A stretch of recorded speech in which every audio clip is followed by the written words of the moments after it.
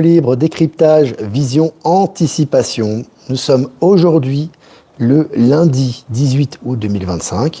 J'espère que vous allez bien, j'espère que vous êtes en forme, voilà.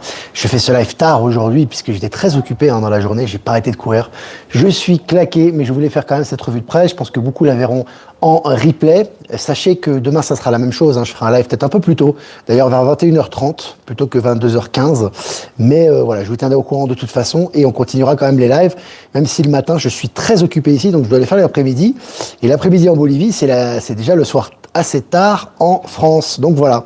Donc n'hésitez pas à vous connecter, à me faire un retour par rapport à l'image et par rapport au son, les amis. Voilà, je vois que ça commence à se connecter. Donc le 13 septembre, Lyon, je rappelle, des places disponibles encore, rencontre Info Libre avec Maëla. Et le 20 septembre, à Dinan, les amis, en Belgique. Voilà. Voilà les amis, je vais revenir sur moi quand même. Voilà, je vais revenir sur moi. Je vous avais prévenu hier, je dis vers 21h30, il est 22h15. Voilà, heure française, ici, il est 16h15. Donc voilà, il fait encore jour, évidemment. Ça vous fera un petit dépaysement comme ça, c'est très bien. Et je vois qu'il y a Valérie Gaillard qui est présente, ça commence, Delphine, évidemment, est présente, c'est génial.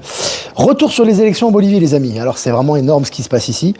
Il se passe ce qui s'est passé en Argentine, ce qui s'est passé aux États-Unis, ce qui se passe en Russie, en Chine, ce qui s'est passé en Italie, ce qui se passe au Niger, ce qui se passe, voilà, dans tous ces pays, en fait, où la souveraineté reprend ses droits. Et là, en fait, on a eu 20 ans de socialisme ici, donc les gens en ont eu ras-le-bol, ils en ont bavé, même si au départ, il y a eu des réformes qui ont été faites positives. Là, maintenant, il y a eu énormément de corruption, énormément de malversation, la bureaucratie, les blocages, le manque d'investissement, le manque de créativité, le manque de croissance, etc. Et là, c'est l'inverse. Les gens en ont eu marre. Ils sont matures pour le changement. Il y a des candidats qui se présentent qui sont pour la fin de la bureaucratie et la liberté. Et ils sont élus. Voilà, puisque les deux... Excusez-moi les amis, je suis vraiment très fatigué. Un peu pris au niveau de la gorge. Je vous prie de m'excuser. Donc ils sont élus. Alors ils ont été élus d'une façon, mais c'est énorme parce qu'en fait les deux candidats, le candidat de droite conservateur et de centre droit, qui étaient l'opposé des socialistes, en fait, ont été élus tout simplement par une grosse majorité. Maintenant ils vont passer au deuxième tour. Le deuxième tour ici c'est au mois d'octobre, donc c'est dans 2 mois. Ils auront le temps de discuter. Ils auront le Parlement pour eux. Ils auront plus d'opposition. Et ils pourront faire toutes les réformes qu'ils veulent faire, un peu comme ce qu'on voit aux États-Unis avec Trump. Il a fait le ménage par rapport à il a la Chambre avec lui, il a fait le ménage par rapport à toutes les instances juridiques corrompues et il a le champ libre pour faire ce qu'il a à faire. Ici c'est pareil. Maintenant, il y a un soutien colossal à ces personnes-là et j'aimerais juste vous donner une information par rapport au premier, celui qui a terminé premier, qui s'appelle Rodrigo Paz. Rodrigo Paz, qui est quelqu'un, je peux vous renseigner, qui est vraiment quelqu'un d'union, qui est quelqu'un de paix, qui est quelqu'un qui est vraiment pour l'union des peuples ici, des peuples autochtones notamment, et également qui est pour la libéralisation du marché, pour arrêter avec cette bureaucratie, pour diminuer les impôts, les taxes, etc. et pour le libre investissement. Donc autant vous dire que ça va fonctionner. Et avec lui, il y a une personne qui sera vice-président s'ils sont élus, ils sont favoris pour le deuxième tour, qui s'appelle Capitaine Lara. Alors Capitaine Lara, c'est une sorte d'électron libre en fait, c'est une sorte en fait de quelqu'un qui va mettre un gros coup de pied dans la corruption. Alors lui, il est là, il fait pas de cadeaux. Ça sera le vice-président s'il est élu, donc au mois d'octobre. Et Capitaine Lara, lui, alors carrément, il va en mettre fin au monstre de la corruption. C'est sa phrase. Donc je cite, je veux mettre fin au monstre de la corruption. Fin de citation. Donc voilà, donc ça va faire le ménage. Alors c'est la tronçonneuse côté Argentine avec Milei. Aujourd'hui, ça va être la sulfateuse ou ça va être le bulldozer ici en Bolivie. Tout ça dans la réconciliation, dans la bienveillance, etc. Avec l'union du peuple bolivien qui veut sortir de cette chape de plomb. Donc c'est vraiment un grand renouveau et qui va influencer les nations voisines comme l'Équateur, le Pérou, etc. Ça a déjà commencé en Argentine. Et puis pour finir avec ça, moi j'ai discuté beaucoup avec les chauffeurs taxi aujourd'hui, avec les gens de l'administration, avec les gens des commerces. Ils sont tellement heureux, tellement heureux de tourner la page du socialisme, vous n'imaginez même pas. Et puis quand on parle avec les gens, ils sont contents, Vous sentez que c'est comme si une chape de plomb était partie. Il y a une chape de plomb, hop, elle est partie. Donc déjà ici, c'est solaire, c'est très lumineux, les gens sont très bienveillants, même si le régime est corrompu. Mais alors là, maintenant que ça saute, tout va s'ouvrir pour les technologies. Et d'ailleurs, ils ont beaucoup parlé dans leur programme, donc justement ce fameux Rodrigo Paz et son éventuel vice-président, hein, son colistier, le capitaine Lara, eux, ils sont vraiment là pour les technologies, pour les investissements, pour l'ouverture, pour le dialogue avec Trump, et puis pour la croissance du pays. Donc autant vous dire que ça va pulser. Donc ça va être très intéressant. Je vous donnerai les nouvelles quotidiennement de ce qui va se passer. Il y aura beaucoup de discussions, etc. Bah, ce qui est sûr de toute façon maintenant, c'est que c'est un changement de régime total, c'est une ouverture totale, et que on va avoir des choses très intéressantes qui vont arriver en Bolivie dans les prochains mois. Voilà. Voilà les amis, hein, pour le petit résumé, donc vraiment des fêtes, des scènes populaires, des feux d'artifice. On sent une vraie libération ici, hein, il n'y avait plus que cette chatte de plomb à sauter. Ça saute, maintenant ça va être intéressant. Et on va voir si tout ce que je vous ai dit se confirme dans les prochains mois, hein, pour ici, pour les technologies, l'avancement, etc. Voilà les amis, donc c'est vraiment très très bien. Allez, selon le journal de Montréal, le fils de la princesse de Norvège accusé de 4 viols. Voilà. Encore une fois, évidemment, ils se font accuser. Hein, ils passent plus à l'as maintenant, hein, ils se font accuser. Et c'est relayé dans les médias, bien sûr. Écoutez bien celle-là. La garde côtière américaine, c'est le jour de l'élection en plus, hein, donc le 17, en Bolivie. La garde côtière américaine, la garde côtière américaine a saisi près de 10 000 livres de cocaïne d'une valeur stupéfiante de 73,7 millions de dollars au large des côtes de l'Équateur. C'est une des opérations antidrogue les plus importantes de ces dernières années. Encore quand je vous dis qu'il y a un gros nettoyage par rapport à tout ce qui est narco, là c'est évident, hein, t'as vu l'Équateur, ça fait le ménage. C'est en direction de l'Angleterre, je crois que le cargo il devait y aller, ben il va pas y aller, et ils se sont fait attraper la main dans le sac. Hein. Et puis Trump va signer un décret exécutif éliminant le vote par correspondance et les machines de vote avant les élections de mi-mandat de 2026. C'est terminé. Hein, tout ce qui est dominion, machine de vote, vote électronique, c'est fini maintenant. Donc il n'y aura plus jamais de fraude. Et ça, Donald Trump a fait ce qu'il avait à faire là-dessus. Et puis selon MSN, le Niger, on va en Afrique, entend contrer les demandes d'arbitrage du géant du nucléaire français Orano sur sa nationalisation. Voilà. Le Niger qui retrouve sa souveraineté, voilà, qui devient indépendant. Nationalisons justement les grosses entreprises pour retour de l'argent au peuple à ce niveau-là, sur ces grosses entreprises d'exploitation, qu'elles soient minières ou pétrolières. Les Français sont pas d'accord, c'est pas grave, le pays a retrouvé sa souveraineté et tout va rentrer dans l'ordre. Donc je vous ai partagé l'article sur Actu Telegram. Hein. Et puis selon la presse, Trump exclut que Kiev récupère la Crimée ou entre dans l'OTAN. Voilà, donc c'est clair, hein, les deux demandes que voulait Zelensky, enfin que voulait la soi-disant Union européenne, hein, c'était justement pas perdre de territoire et puis retour de la Crimée à l'Ukraine. Il a dit non, non, non, non, non, non. L'Ukraine ne récupérera pas la Crimée et l'Ukraine ne rentrera pas dans l'OTAN. Donc il est vraiment dans le sens de Poutine là. Donc là on sent vraiment qu'un accord de paix va bientôt être trouvé. Hein. Allez, selon ta météo, au cœur du Sahara, vous pouvez pénétrer dans des forêts luxuriantes dissimulées entre canyons et rochers. Je vous avais dit qu'avant le Sahara, c'était vert, c'était verdoyant, etc. Et on a de plus en plus de traces de ça, c'est en train de ressortir actuellement. Je vous ai partagé l'article sur Actu Telegram. Et puis selon RFI, l'Union africaine souhaite une carte du monde corrigée pour redonner sa juste proportion à l'Afrique. Évidemment, l'Afrique qui est énorme en réalité, hein, qui est très mal dessinée. On en a déjà parlé sur ce canal, hein, c'est évidemment les décisions du Vatican, etc., hein, qu'il a dit il y a très longtemps. En fait, les marins savent, notamment, hein, ceux qui étaient les marins, qui avaient des cartes qui étaient beaucoup plus justes, notamment, je crois que c'est la carte Mercator, il me semble, enfin bref. Ils savaient que l'Afrique était immense. Et effectivement, l'Afrique est immense. L'Afrique est le plus grand continent au monde, quasiment, hein, c'est énorme, c'est colossal, donc là il va falloir redessiner les cartes, et c'est pareil pour l'Amérique du Sud, qui est presque aussi grande que l'Afrique, pas aussi grande mais presque. Quand vous voyez le Groenland, sur les cartes, le Groenland est immense, alors que l'Amérique du Sud est quasiment la même taille que le Groenland. C'est totalement faux, le Groenland est beaucoup plus petit que l'Amérique du Sud, qui est très très grande. Et l'Afrique, j'en parle même pas. Donc ça, plus tout le reste évidemment, donc c'est en train d'être redessiné, c'est en train d'être remis à l'ordre du jour, et c'est une très bonne chose. Et puis selon Paris Match, Leonardo DiCaprio, fouillé par la police espagnole avant une soirée VIP à Ibiza. Voilà, bah il passe comme les autres, hein. Il passe pas à l'Aslu non plus, il est fouillé comme les autres, voilà notre ami DiCaprio. Et puis selon Paris Match, toujours, je cite, je ne l'ai jamais vu aussi vide. Fin de citation. Mais qu'arrive-t-il à Las Vegas? Voilà. Bah, qu'arrive-t-il? On ne sait pas, mais en tout cas, il y a beaucoup de gens de malfaisants qui sont plus présents, hein, qui ont été arrêtés.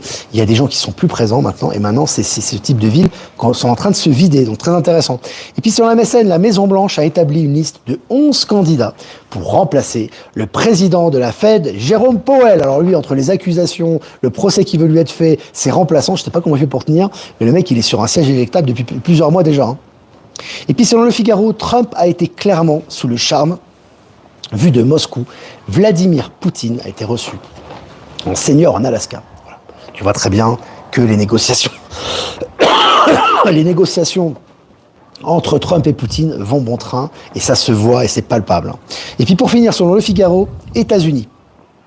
La ville de Washington passe un accord avec l'administration Trump sur la prise en main de sa police. Voilà. Donc tu vois, contrôle de Washington, Trump a le contrôle. Fin du nettoyage, fin du ménage, terminé. Il n'y a rien à voir. Voilà les amis, c'était une petite revue de presse sympathique. On fera un tirage comme d'habitude avec l'Oracle E. On va faire un mini live un peu plus court aujourd'hui, parce que je sais que c'est assez tard en France, donc on n'est que 360 en direct, ce qui est déjà pas mal. Donc je vais répondre quand même à quelques questions. Donc si vous avez des questions à poser, on va quand même répondre. Remerciements à Voyance en direct, merci de nous diffuser sur TikTok. Remerciements à Être Souverain, Power Sylve et Horizon, non diffusé sur Odyssée.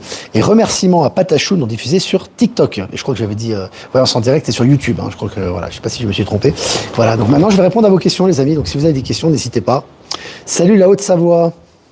DiCaprio, encore un poulet sans tête, complètement. Bon, on voit d'ailleurs les visages, on voit que les visages, intuitivement, quand vous voyez les visages de certains dirigeants ou certaines stars, franchement, honnêtement, on voit que c'est pas eux. Donc là, et c'est intéressant que ce type de nouvelles soit publié pour montrer qu'il n'y a plus de passe-droit. Tu vois, les gens voient qu'il n'y a plus de passe-droit. Maintenant, voilà. Ils se font attraper maintenant. C'est fini. Ils n'ont plus de passe-droit. Ils sont contrôlés comme les autres. Ça aussi, c'est important que ça soit relayé au niveau mainstream. Nudo est là. Natacha est présente. Bien sûr. Natacha qui sera avec nous. À Dinan. Elle sera présente également en Belgique. Ça sera le 20 septembre. Voilà.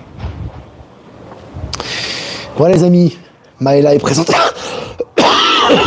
Je vous invite à regarder la capsule de Maëla, franchement la dernière qu'elle a fait en allant directement dans les Pays-Bas, à Tallinn je crois, ouais, c'est ça. Vraiment, elle est très intéressante les amis, parce que c'est vraiment quelque chose qu'on doit vraiment se détacher, on en reparlera dans les conférences. C'est très important de ne pas être dans le déni. C'est important, les amis. Quand on reconnaît sa souffrance, quand on reconnaît ses problèmes, qu'on reconnaît qu'il y a vraiment des choses qui ne vont pas dans notre vie et qu'on est prêt justement à avancer, on fait déjà la moitié de la guérison. Simplement, un problème souvent en Occident, en Europe, on est souvent dans le déni. C'est-à-dire qu'on souffre, on n'est pas bien, on est isolé, on n'est plus bien que ce soit dans notre relation, dans notre travail, notre environnement, et on n'ose même pas le reconnaître. On n'a même pas, si tu veux, ce recul pour reconnaître la misère dans laquelle on est. Or, le premier pas vers la guérison, c'est de reconnaître les choses qui ne vont pas, tu vois. Et ça, il y a un gros déni, et donc c'est très important de comprendre que lorsqu'on n'est pas bien, qu'on se sent pas bien, c'est pas simplement lié au climat extérieur ou au fait qu'on a du mal à s'incarner. Non, on a choisi de s'incarner. Chacun d'entre nous a fait le choix de s'incarner, c'est un choix conscient. Quand on vient ici, il y a des pertes de mémoire, mais on retrouve ses mémoires, donc c'est important. Non, c'est simplement qu'on a des liens toxiques. Il y a des choses toxiques autour de nous qui nous empêchent de vivre, en fait, si tu veux. Et on en a tellement fait une habitude qu'on s'en rend même plus compte. On doit en reprendre conscience et couper avec ces liens toxiques. C'est important. Ici, par exemple, quand vous voyez les gens, en Amérique du Sud, mais je pense que c'est pareil en Afrique, etc., les gens sont très honnêtes avec vous. Ils sont honnêtes avec eux-mêmes. Si ça va pas, ça va pas. Bah, ça va pas dans ma relation, ça va pas. Ça va pas dans ma vie, ça va pas. Bah, c'est corrompu, c'est corrompu. Bah, écoute, ça tourne pas bien, ça tourne pas bien. Mais quand tu commences à être authentique comme ça, bah, déjà, tu as des bases pour avancer et pour rectifier les choses, tu vois. Donc, tu as beaucoup en France ou en Occident en général, des gens qui critiquent souvent le gouvernement, etc., etc. Mais en fait, ils ont pas coupé les ponts toxiques à l'intérieur dans leur quotidien. Donc, ils ont des ponts toxiques partout autour d'eux, que ce soit leur travail, leur famille, leurs amis, etc. Et après, ils vont se plaindre du gouvernement, ça sert à rien. Je voulais ajouter un élément par rapport à ça, qui plaira pas à tout le monde, mais c'est pas grave, on s'en fout.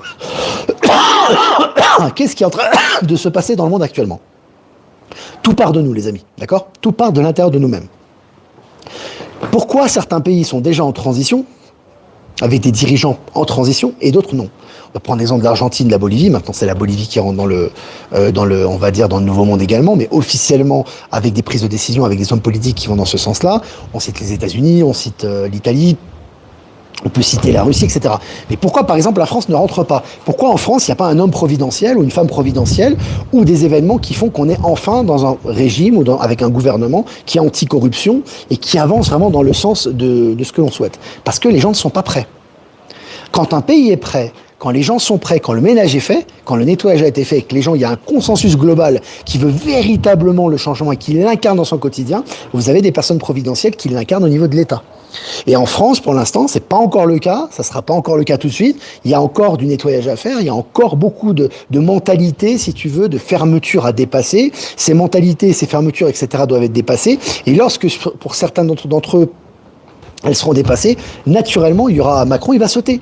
Et naturellement, tu vas avoir des gens providentiels ou des circonstances qui vont permettre justement d'avancer dans des politiques et des prises de décisions, concrètes du nouveau monde. Donc, ce qui est important toujours, ça part de nous.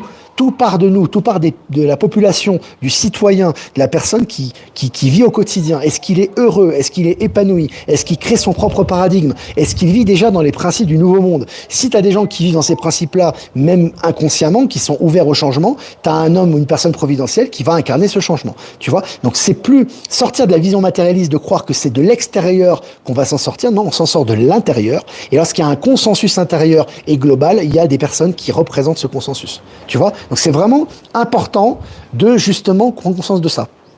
Et encore une fois, c'est pas important non plus, on regarde trop les autres. Il faut regarder que soi-même en fait. Il n'y a pas besoin d'avoir tous tes voisins qui soient éveillés, ton immeuble, ton quartier, non. Si toi réellement t'es éveillé, t'as beaucoup de choses encore à te détacher. Et si tous les jours tu coupes un lien toxique, tu coupes un autre lien toxique, etc., et que tu émanes de plus en plus ta vérité, tu vas voir que ça va aller de mieux en mieux autour de toi. Tu vas émaner cette énergie et ça va accélérer pour le pays également. Tu vois ce que je veux dire? Donc c'est important vraiment d'être toujours positif, d'avancer toujours, d'aller de l'avant et d'incarner vraiment ce que l'on souhaite. Voilà. Et après, à un moment donné, poum, il y a la bascule qui se fait. Donc c'est intéressant. D'ailleurs, par rapport aux élections, je vais rajouter un élément, parce que là je vois qu'on n'est pas très nombreux, il n'y a pas trop de questions. Je rentrais dans une boutique tout à l'heure où il y avait un flash info. Et moi, je connais pas les programmes, hein. J'ai pas tout étudié les programmes des candidats, je regarde un petit peu vite fait, je ressens les énergies, j'écoute ce qui se passe, etc. Une vision un peu extérieure. Mais là, il parlait de technologie. En fait, dans le programme des personnes là, qui sont favoris pour le deuxième tour, si tu veux, en fait, des deux candidats, en fait, ils sont ouverts aux technologies. Nouvelles technologies, arrivée de nouvelles technologies, notamment pour la jeunesse, investissement étranger, pour l'urbanisme, pour les, tout ce qui est voix, etc., communication, et surtout au niveau technologique. Tu vois? Donc j'étais même pas au courant de ce programme, je savais intuitivement que ces pays vont avancer extrêmement vite au niveau de la technologie, parce que il y a l'ouverture qui est là maintenant, hein, c'est l'ouverture totale, mais tu vas voir que ça va aller très vite. Et là, ils en parlaient justement dans ce flash d'infos. Tu vois, les correspondances, c'est intéressant. Donc c'est comme ça que ça va arriver pour tout le monde. Tu as des pays qui sont en avance par rapport à d'autres, mais c'est toujours très important, soi-même, d'incarner le changement. Et c'est là où on accélère le processus. Donc voilà. C'est ça que je voulais vous dire par rapport à ça. Parce que c'est incroyable le nombre de coïncidences, enfin coïncidence, il n'y a pas de coïncidence, mais le nombre de synchronicités que j'ai vu aujourd'hui. Je ne peux pas vous raconter, hein. J'ai fait plusieurs organismes administratifs, j'ai rencontré plein de gens, et je vois les synchronicités, c'est un truc de malade. Donc c'est vraiment important de justement incarner ce changement sans attendre qu'il y ait un changement de l'extérieur. C'est important ça, hein. Alors je regarde vos questions les amis. Et il y a Valérie Gaillard qui est là. Bonsoir Olivier, penses-tu que les relations hommes-femmes vont s'améliorer en plus d'honnêteté? Bien sûr, carrément. Mais les relations en général, je vais même te dire, c'est pas simplement lié aux hommes et femmes, parce que les relations, jusqu'à il n'y a pas si longtemps que ça, encore aujourd'hui c'est le cas, hein, sont basées sur le mensonge. Hein, on ment, on essaie d'avoir le masque, on a le masque en famille, on a le masque en société, on a le masque avec ses amis, on a le masque, il est là. Alors, quand on en prend conscience, on enlève les masques. Tu vois ce que je veux dire? Donc, avec les énergies actuelles, soit on enlève le masque et on se libère, et on avance, soit on garde le masque et ça devient irrespirable, ça devient insupportable. Donc je te dis oui, clairement, les relations vont devenir totalement authentiques, quoi. Vont redevenir totalement authentiques, ça c'est clair. C'est pas trop tôt, j'ai envie de te dire. Est-ce que vous avez des questions? Valérie, content de te voir à Dinan. Et bien d'accord avec toi, tellement plus simple quand on est soi-même sans masque. Ouais.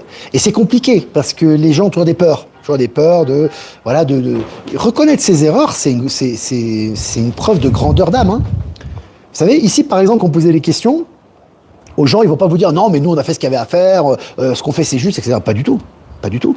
La plupart des gens vont dire bon, on en a marre, on a fait des erreurs. Pour certains, hein, pas tout le monde. Hein. On a fait des erreurs, on a voté socialiste, on a voté pour ça, on a cru en ça, on s'est fait pigeonner, etc. Maintenant, plus jamais. Tu vois, la vie, c'est fait d'expériences. La vie, c'est fait d'échecs. Un échec dans le sens où tu dois tomber pour te relever. Mais une fois que tu tombes et que tu vis l'agonie et les problèmes, quand tu te relèves, t'as plus envie de retomber. Hein. Tu vois? Et tu sais ce qui est juste et ce qui ne l'est pas. Ça fait partie de ton expérience. Tout est juste, tu vois. Mais faut-il reconnaître ces erreurs? Il faut les reconnaître. Si tu les reconnais pas, tu peux pas transmuter, tu peux pas transcender. Tu vois? Et les gens ici reconnaissent, on a eu 20 ans de socialisme, on a voté, on a mal voté, on a cru en ça, c'est fini, maintenant on ne sera plus à voir, tu vois. T'as vu les résultats. Les socialistes, ils ont même pas, le socialiste qui s'est représenté, Des gens qui étaient très majoritaires avant, qui faisaient beaucoup de propagande, tu vois, auprès de la classe agricole. Et ma fille qui est derrière. Salut. Il a 8%, le gars. Alors que c'était un parti qui était majoritaire il n'y a pas longtemps, tu vois ici. Ils sont 8%, les gars. C'est un échec total. Alors que les gens de droite, centre-droite, ils sont, qu'à eux deux, ils sont quasiment à 50%, quoi. Même plus que ça, je crois. Donc tu vois, c'est comme ça. Ça va très très vite, ça change très très vite. C'est les mentalités, c'est les ouvertures. Et on a besoin de reconnaître ses erreurs pour rebondir. Voilà, c'est comme ça. On est presque 500 en direct, les amis. Hein. Merci de votre fidélité. Hein. C'est sympa.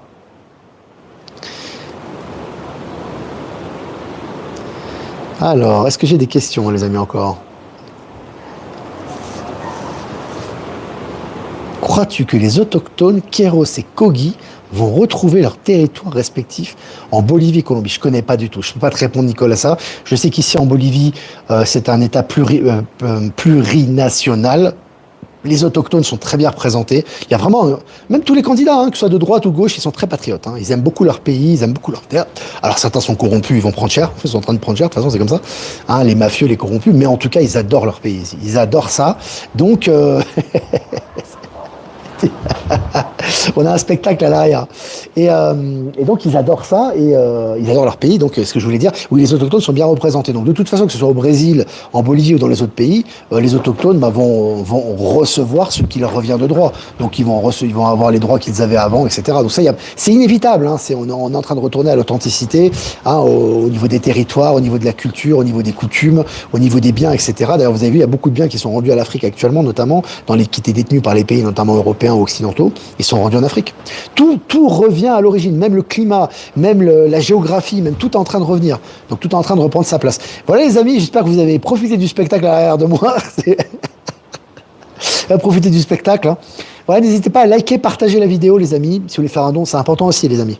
Pour la souveraineté du média. Et c'est grâce à vos dons qu'on peut continuer à produire du contenu. Le lien PayPal est en description. Si vous voulez faire un don crypto, lien XRP Bitcoin en description. Et si vous voulez faire un transfert classique, vous avez l'adresse ProtonMail en description. Bon, les amis, tirage de cartes. Ah, ça sera pour demain, là, les amis. Hein, parce que là, on est en fin de journée en France, donc en Occident. Enfin, en Europe, ça sera pour demain. Hein. Rayon laser, 39. C'est le 12, le pendu. Rayon laser.